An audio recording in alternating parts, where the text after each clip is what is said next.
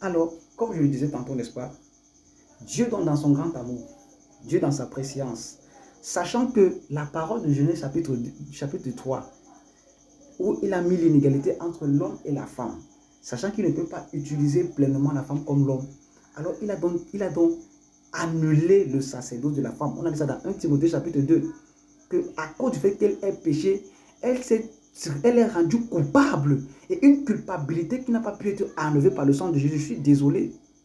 J'ai suivi ce matin un de mes fils qui me disait qu'il a suivi l'enseignement d'un grand orateur que vous connaissez, je ne vais pas citer son nom, qui disait que le fait que Marie ait porté Jésus-Christ dans son ventre, c'est ça qui a fait en sorte que Dieu, donc que sa faute là a été expiée. Donc c'est parce qu'elle a porté l'enfant dans son ventre que maintenant, à cause de cet acte-là, la femme peut enseigner. Bien aimé, je crois que l'homme n'a jamais accouché.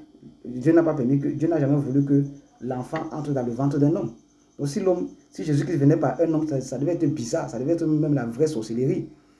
Donc c'est tout à fait normal que la femme puisse porter l'enfant. Donc il n'y a pas, ce n'est pas un truc, comment je peux le dire, ce n'est pas un truc extraordinaire, c'est sa responsabilité de porter des bébés. Dieu ne peut pas faire que ça soit un animal qui porte Jésus, c'était automatiquement une femme. Donc l'acte là, c'est un acte naturel, ça n'a rien d'un acte spirituel, c'est juste un acte. La seule chose qui est vraiment waouh, c'est parce que c'est une femme vierge, c'est tout, mais c'est Dieu qui l'a choisi. C'est Dieu qui a choisi Ève, Marie autant pour moi, de pouvoir porter Jésus. Ce n'était pas pour que cet orateur nous montre le verset biblique qui le souligne. Je n'ai jamais lu ça dans la Bible. Les apôtres n'ont jamais dit ça, une telle chose dans la parole de Dieu. Tout ça parce qu'on veut justifier un faux. On cherche des arguments anti-bibliques. C'est pour cela que je disais tout à l'heure que faisons attention avec des révélations qu'on a sans appui biblique. Je n'ai jamais lu dans les Écritures où on a dit que Marie a porté l'enfant, a porté Jésus, que c'est ça qui a fait en sorte qui a donné le droit du sacerdoce aux femmes. Donc, ça veut dire que l'apôtre Paul, quand il dit dans 1 Timothée 2, en fait, il n'était pas inspiré par Dieu. Donc, c'est même une parole qu'on a même arrachée de nos Bibles, selon cet orateur-là, que vous suivez, que vous aimez, que vous appréciez. Faites beaucoup attention. Les vieux prophètes séduisent trop les jeunes prophètes. Le jeune prophète a été séduit parce qu'il a quitté la parole que Dieu l'a donnée. Il a écouté le vieux prophète et ça a coûté sa mort. Je vous le dis encore. Les jeunes prophètes meurent vite et les vieux prophètes, ils restent longtemps vivants. Il faut que ça soit clair. Donc, quand vous écoutez un orateur qui dit des choses qui sont anti-bibliques, refutez cela.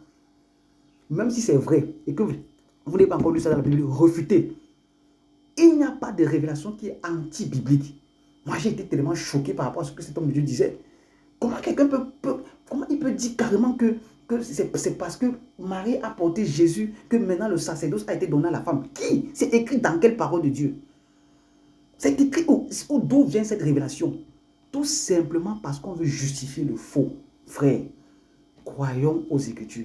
Donc, je dis donc tantôt que, comme Dieu donc sait que l'autorité, c'est à l'homme, et comme il ne veut pas discuter, c'est la raison pour laquelle il ne peut pas utiliser une femme parce qu'elle est sous l'autorité d'un homme.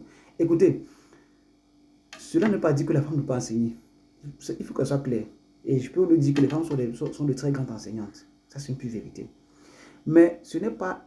comment dire ça, ce n'est pas le cursus, disons, quoi. Ce n'est pas l'intellectuel, ce n'est pas la connaissance que tu as qui te donne le droit de faire quelque chose. Même si l'enfant est plus riche, est plus prospère que son père, il ne va jamais devenir le père devant son père. Il va rester l'enfant. Même si dans une entreprise, tu as bac plus 18 et que ton boss, ton patron, n'a même pas le BEPC.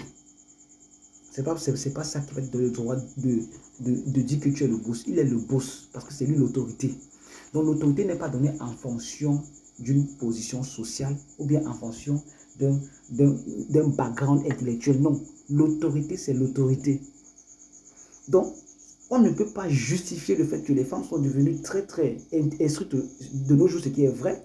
On ne peut pas, cela ne leur donne pas le droit de faire des choses, de partir à l'encontre de la parole de Dieu. Il y a même des sœurs qui disent que, mais, et alors toutes ces femmes-là qui enseignent et qui font des miracles, écoutez, est-ce que c'est le miracle qui justifie que la femme peut enseigner? Je suis désolé, c'est la parole de Dieu. Dieu a dit à Moïse de parler sur le rocher, il a frappé le rocher. Est-ce que l'eau n'a pas coulé? L'eau a coulé. Est-ce que c'est ce que Dieu avait demandé? Mais qu'est-ce qui s'est passé à la fin? Dieu a puni Moïse. Il n'est pas entré dans la terre promise, vous le savez très bien. Ce verset de Matthieu 7 va condamner beaucoup de personnes. Seigneur, n'avons-nous pas prophétisé en ton nom? N'avons-nous pas fait des miracles en ton nom? N'avons-nous pas chassé les démons en ton nom? Jésus n'a jamais dit que les gars, vous n'avez pas fait ça. Jésus a même approuvé ce qu'ils ont fait. Mais qu'est-ce qu'il a dit? Je ne vous connais pas, vous qui commettez l'iniquité. L'iniquité a deux formes. C'est les péchés que nous connaissons normalement. Mais l'autre forme d'iniquité, c'est désobéir aux ordonnances de Dieu. Mes soeurs, mes frères, je suis navré de vous le dire. Toute personne qui encourage les femmes à enseigner, toute femme qui enseigne risque de rater le ciel si elle ne quitte pas ces choses-là. Je suis désolé de vous dire la vérité. Vous pouvez le refuter, mais c'est biblique. Si tu commets l'iniquité, tu ne peux pas entrer au ciel, malgré tout ce que tu auras fait. Toutes ces femmes-là qui enseignent, qui sont pasteurs, qui sont apôtresses, si elles ne se repentent pas, elles n'entreront pas au ciel. Pourquoi? Parce qu'elles désobéissent à l'ordonnance de Dieu. La désobéissance est aussi coupable que la divinité. Donc, désobéir à Dieu est même plus clément avec un sorcier qu'avec un enfant de Dieu qui désobéit à sa parole. C'est ce que dit les Écritures. Je dois vous dire, moi, la vérité. Vous êtes libre à vous d'accepter comme de refuter. Donc, Dieu ne peut pas accepter que la femme puisse rendre le ministère parce qu'elle est déjà soumise à une autorité. Donc, si tu dis que si une femme dit que non, moi, je l'appelle, mon mari combat mon ministère. Qui t'a dit que ton mari combat ton ministère? Il ne combat aucun ministère. Il y a des femmes qui négligent le mariage, qui négligent le mari, soi-disant au nom du ministère. Qui t'a dit que parce que tu as un appel, tu es au-dessus de ton mari. Tu dois obéir à ton mari comme au Seigneur. C'est écrit dans les Écritures. Cela ne veut pas dire que si ton mari te demande de partir voler, tu vas aller voler. C'est comme au Seigneur, parce que le Seigneur ne va jamais te demander de partir voler. Mais le Seigneur ne va jamais te demander de désobéir à ton mari. C'est ce qui est clair. Le Seigneur ne va jamais te demander de désobéir, à moins que la désobéissance là touche directement le trône céleste. Mais lui-même, il a dit que tu dois être soumise.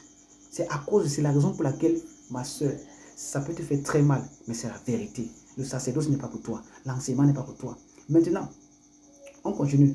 Qu'est-ce que l'Apocalypse nous dit par rapport toujours à cette affaire d'enseignement? Apocalypse chapitre 3. Je crois que c'est 3, non? C'est 2. Qu'est-ce qu'il dit à Thyatire? Apocalypse 2:20.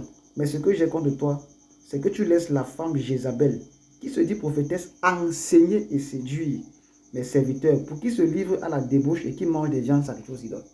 C'est que tu laisses. Et voici cette époque où nous sommes. C'est l'époque de Thyatire, où on voit des femmes servantes de l'Éternel, entre guillemets, servantes, s'habiller de manière impudique, exposer toutes leurs formes, qui sont là, qui se mettent à enseigner avec des coiffures bizarres. On ne sait pas d'où ça sort. Ma soeur, toi qui as ces choses-là, tu t'encourages de sortir de là. Même si tu dis que tu as l'appel, ton appel ne peut pas contredire la parole de Dieu. C'est impossible, ma soeur. Tu n'as pas le droit d'enseigner où les hommes sont. Tu n'as pas le droit d'enseigner où les hommes sont. Dieu, là, les Écritures sont claires. Dieu ne te permet pas cela, pas parce que tu ne peux pas parce que tu ne connais pas, mais parce qu'il a dit que c'est comme ça. Et respectons la parole de Dieu. Frère, les hommes peuvent évoluer. Aujourd'hui, on voit les femmes aujourd'hui qui veulent faire tout comme les hommes. Et nous, et malheureusement, l'Église va dans ce même sillage. Ce que les apôtres ne nous ont pas enseigné, pourquoi nous, on veut le faire? Pourquoi nous,